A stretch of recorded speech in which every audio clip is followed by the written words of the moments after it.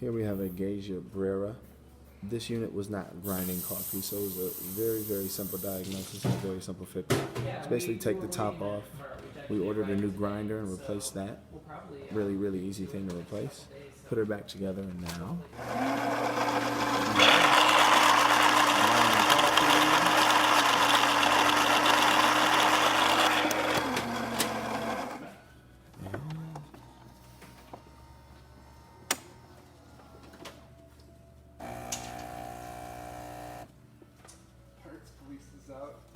here she is. I know.